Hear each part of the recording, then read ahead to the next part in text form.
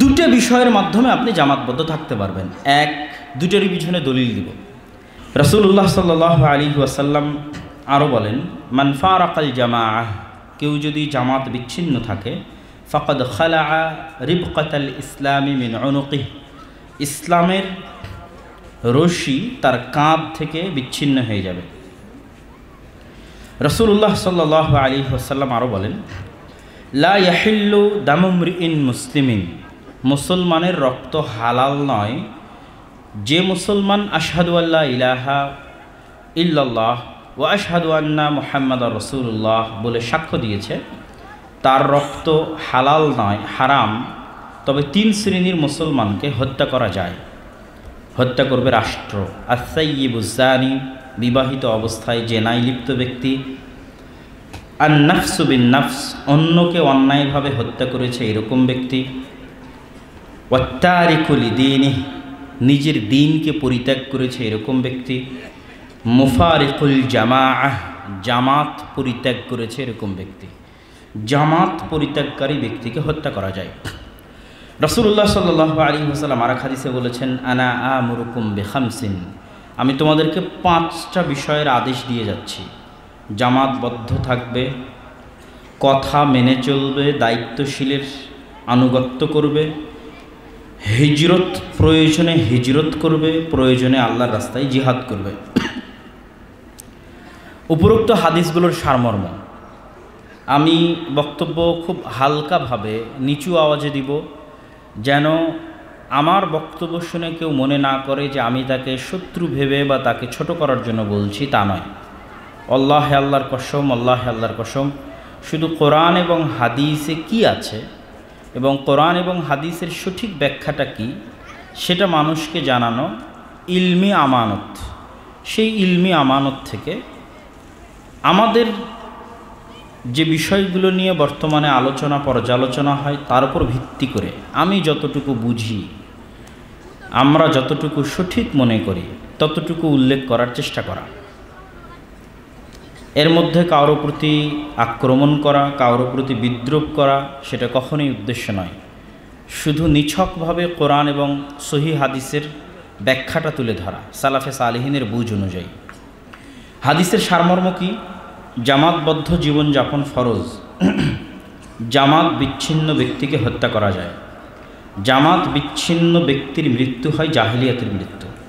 জামাত বিচ্ছিন্ন ব্যক্তি ইসলাম থেকে বের হয়ে যায়। তাহলে আমি যে বিষয়কে বলবো যে এটা জামাতবদ্ধ জীবনযাপন, যেটাকেই বলি না কেন, আমি যদি আজকে বলি যে সালাফি কনফারেন্সে আসা মানে জামাতবদ্ধ জীবনযাপন করা, তাহলে আমার এই কথাটা তখনই ঠিক হবে যখন এই 4টা বাক্য এই সালাফি কনফারেন্সে আসার ওপর প্রয়োগ করা যাবে। যেমন আমি যদি বলতে পারি সালাফি কনফারেন্সে আসা ফরজ, সালাফি কনফারেন্সে আসবে না যে তাকে হত্যা করা যাবে, সালাফি কনফারেন্সে আসবে না যে তার জাহিলিয়াতের মৃত্যু হবে, সালাফি কনফারেন্সে আসবে না যে সে ইসলাম থেকে বের হয়ে যাবে। যদি এই কথাগুলো বলা যায় দলিলের আলোকে, কোরআন সুন্নাহর আলোকে, তাহলে সালাফি কনফারেন্সে আসা জামাতবদ্ধ জীবনযাপন। আর যদি এই কথাগুলো বলা না যায় তাহলে সালাফি কনফারেন্সে আসা নেকির কাজ, জ্ঞান অর্জনের কাজ, কিন্তু জামাতবদ্ধ জীবনযাপন নয়। কথা মনে হয় আমার বুঝতে পারেননি আপনি। সালাফি কনফারেন্সে আসা নেকির কাজ, জ্ঞান অর্জনের কাজ, কিন্তু জামাতবদ্ধ জীবনযাপন নয়। আরও উদাহরণ দিয়ে বলি, আমি যদি বলি জামিয়া সালাফিয়াতে ভর্তি হওয়া ফরজ, জামিয়া সালাফিয়াতে যে ভর্তি হবে না সে জামাত বিচ্ছিন্ন এবং তাকে হত্যা করা যাবে। জামিয়া সালাফিয়াতে যে ভর্তি হবে না সেই ব্যক্তির মৃত্যু জাহিলিয়াতের মৃত্যু হবে।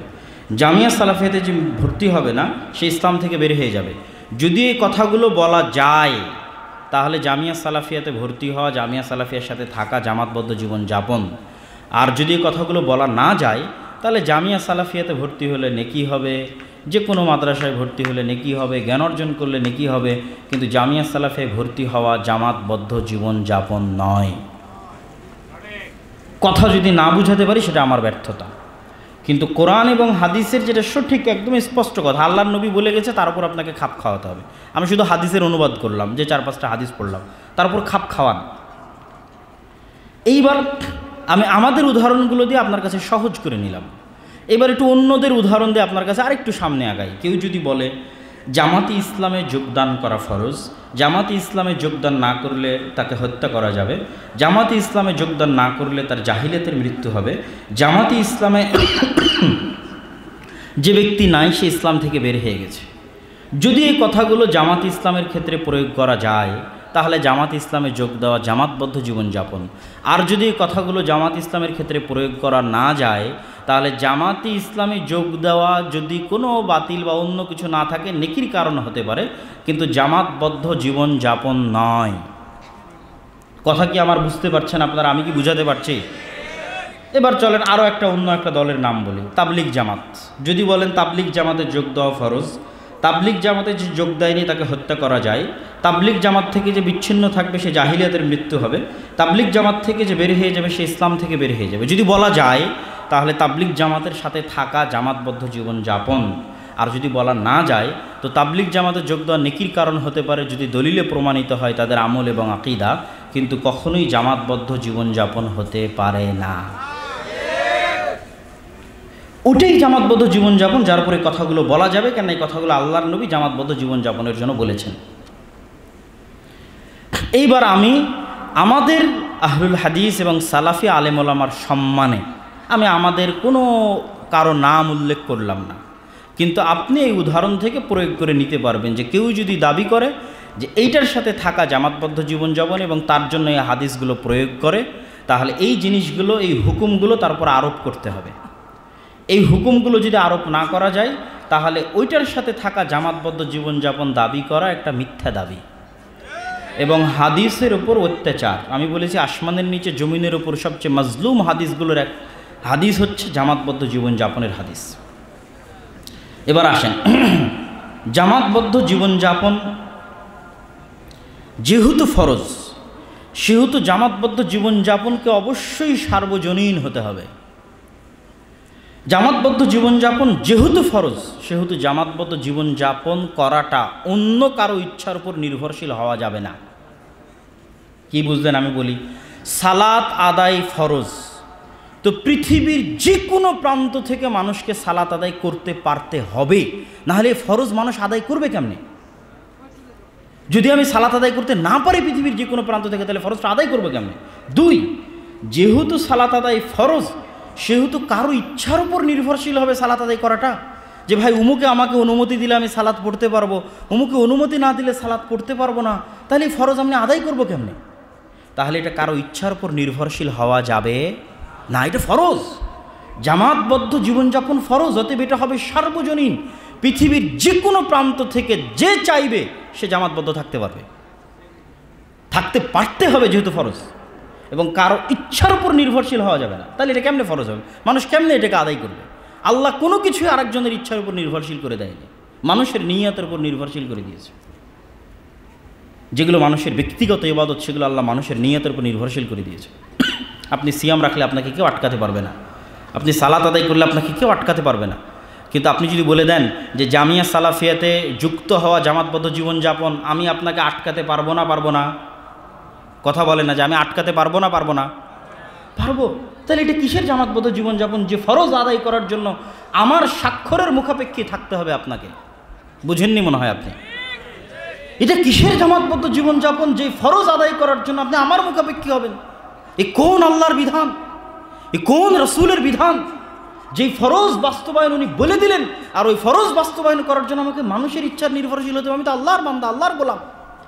কেন আল্লাহ আমাকে স্বাধীনভাবে জামাতবদ্ধ হতে দিবেন না? কেন দিবেন না? কেন অন্যের ইচ্ছার উপর নির্ভরশীল করে রাখবেন? এটা অযৌক্তিক। তাহলে অবশ্যই জামাতবদ্ধ জীবনযাপনকে সার্বজনীন হতে হবে, এবং জামাতবদ্ধ জীবনযাপনকে কারো বাপের পৈতৃক সম্পত্তি বানানো যাবে না, কোনো প্রতিষ্ঠানের পৈতৃক সম্পত্তি বানানো যাবে না, কোনো ব্যক্তি, গোষ্ঠী, দল, সংগঠন, ফাউন্ডেশন, সংস্থা, দেশ, কোনো আলেম, কোনো শায়েখ কারো পৈতৃক সম্পত্তি বানানো যাবে না। এটা বান্দার সাথে আল্লাহর সম্পর্ক, জামাতবদ্ধ জীবনযাপন। বান্দা চাইলেই পারবে জামাতবদ্ধ জীবনযাপন করতে। কিভাবে পারবে? রাসূল সাল্লাল্লাহু আলাইহি ওয়াসাল্লামের হাদিস থেকে আমি দলিল দিব, একদম বক্তব্য সারমর্ম দুইটা, মানে 10 থেকে 15 মিনিট সময় লাগবে এই বক্তব্য আপনার বুঝতে, এত সহজে আমি আপনাকে বুঝিয়ে দেব। দুটো বিষয়ের মাধ্যমে আপনি জামাতবদ্ধ থাকতে পারবেন। এক, দুটোরই পিছনে দলিল দিব। এক, 5 ওয়াক্ত সালাতে জামাতবদ্ধ থাকা। 2, রাষ্ট্রের আনুগত্যে থাকা। প্রথমত 5 ওয়াক্ত সালাতে জামাতবদ্ধ থাকার দলিল দেই। আবু দারদা রাদিয়াল্লাহু তাআলা আনহু থেকে বর্ণিত, তিনি বলেন, সামি'তু রাসূলুল্লাহ সাল্লাল্লাহু আলাইহি ওয়াসাল্লাম মা মিন সালাসাতিন ফি ক্বরিয়াতিন, এমন কোনো গ্রাম, এমন কোনো মরুভূমি যেখানে মাত্র 2 জন থেকে 3 জন মুসলমান বাস করে, এমন কোনো গ্রাম, এমন কোনো মরুভূমি, এমন কোনো জঙ্গল, এমন কোনো দ্বীপ যেখানে 2 থেকে 3 জন মুসলমান বসবাস করে, তাদের উপর ফরজ যে তারা আজান এবং ইকামত দিয়ে জামাত কায়েম করবে। আল্লাহর নবীর হাদিস। যদি তারা এই ফরজ বিধান বাস্তবায়ন না করে, যে কোনো একটা গ্রামে, কোনো একটা শহরে 2 জন মুসলমান আছে কিন্তু আজান ইকামত দিয়ে জামাত কায়েম করছে না, তাহলে পালবিহীন ভেড়াকে যেভাবে নেকড়ে বাঘে খেয়ে ফেলে, এই জামাত বিচ্ছিন্ন ব্যক্তিকে ওইভাবে শয়তান খেয়ে ফেলবে। আল্লাহর নবী সরাসরি জামাতের কথা বলেছেন, ফাআলাইকা বিল জামাআহ, তোমাকে 5 ওয়াক্ত সালাতের জামাতে অংশগ্রহণের মাধ্যমে জামাতবদ্ধ থাকতেই হবে। রাসূল সাল্লাল্লাহু আলাইহি ওয়াসাল্লামের হাদিস। আরেকটি হাদিস শুনুন, ইন্না শাইতানা যিবুল ইনসান কাযিবিল গানাম ফাইয়াকুম ওয়াশআব ওয়া আলাইকুম বিল জামাআহ ওয়াল আম্মাহ ওয়াল মসজিদ। রাসূল সাল্লাল্লাহু আলাইহি ওয়াসাল্লাম বলছেন, শয়তান মানুষের জন্য নেকড়ে বাঘের মতো। নেকড়ে বাঘ যেভাবে জামাত বিচ্ছিন্ন ছাগলকে খেয়ে ফেলে, শয়তান ওইভাবে জামাত বিচ্ছিন্ন মানুষকে খেয়ে ফেলবে। অতএব আমি তোমাদেরকে আদেশ দিয়ে যাচ্ছি, তোমাদেরকে মসজিদের সাথে সম্পৃক্ত থাকার জন্য, বিল মসজিদ, ফাআলাইকুম বিল মসজিদ, তোমাদেরকে আমি আদেশ দিয়ে যাচ্ছি তোমরা মসজিদের সাথে সম্পৃক্ত থাকো 5 ওয়াক্ত সালাতে। 2 জন মুসলমান হলেও আজান এবং ইকামত দিয়ে জামাতে সালাত আদায় করো। রাসূল সাল্লাল্লাহু আলাইহি সাল্লামের এই 2টা হাদিস জ্বলন্ত প্রমাণ যে জামাতবদ্ধ জীবনযাপনের সর্বনিম্ন স্বরূপ হচ্ছে 5 ওয়াক্ত সালাতে জামাতে মসজিদে আদায় করা। মসজিদবদ্ধ জীবনযাপন জামাতবদ্ধ জীবনযাপনের স্বরূপ। কেন? মসজিদবদ্ধ জীবনযাপন সার্বজনীন। রাসূল সাল্লাল্লাহু আলাইহি ওয়াসাল্লাম বলে দিয়েছেন, জুইলাত লিয়াল আরজু মসজিদা, এই পৃথিবীর পূর্ব থেকে পশ্চিম, উত্তর থেকে দক্ষিণ আমার উম্মতের জন্য মসজিদ। বলেন আল্লাহু আকবার। মানে পূর্ব পশ্চিম উত্তর দক্ষিণের কোনো 2 জন মুসলমানকে কোনো মায়ের সন্তান জামাতবদ্ধ জীবনযাপনে বাধা দিতে পারবে না যে আজান এবং ইকামত দিয়ে জামাত কায়েম করবে। এবং আমি আরও স্পষ্ট করে বলি আপনাকে বুঝার সুবিধার্থে, যে মনে করেন আমি তাবলিগ জামাতের আমির, মনে করেন আমি জামাত ইসলামের আমির, মনে করেন আমি জামাত ইসলামের রুকুন। আমি আবারও বলছি, আমি তাবলিগ জামাতের ভাইদের কষ্ট দেওয়ার জন্য নয়, জামাত ইসলামের ভাইদের কষ্ট দেওয়ার জন্য নয়, আমাদের ভাইদের সম্মানে আমি তাদের নাম বলছি না, আপনাদের বুঝার সুবিধার্থে বলতেছি অন্যদের নাম উদাহরণ হিসেবে। কেউ যদি এই দলগুলোর আমির হয়, রুকুন হয়, এবং সে যদি মসজিদবদ্ধ না থাকে, 5 ওয়াক্ত সালাতে মসজিদবদ্ধ না থাকে, তাহলে সে জামাতবদ্ধ নয়। কথা মনে হয় বুঝতে পারেনি? তাহলে সে জামাতবদ্ধ নয়। আর মনে করেন আমি আপনি আফ্রিকার জঙ্গল, ইউরোপের কোনো দেশ, কোনো অজানা অচেনা কোনো জঙ্গলে 2 জন মুসলমান বাস করে, আজান এবং ইকামত দিয়ে জামাত কায়েম করে। আর যদি অন্য কোনো ভুল ত্রুটি না থাকে, তাহলে দুনিয়ার কোনো দল, দুনিয়ার কোনো সংগঠন ওই ব্যক্তিকে জামাতবদ্ধ জীবনযাপন করেনি এই অপরাধে জান্নাতে যেতে বাধা দিতে পারবে না। ও সবচেয়ে বড় জামাতবদ্ধ জীবনযাপনকারী যে আজান ইকামত দিয়ে 5 ওয়াক্ত সালাত জামাতে কায়েম করেছে।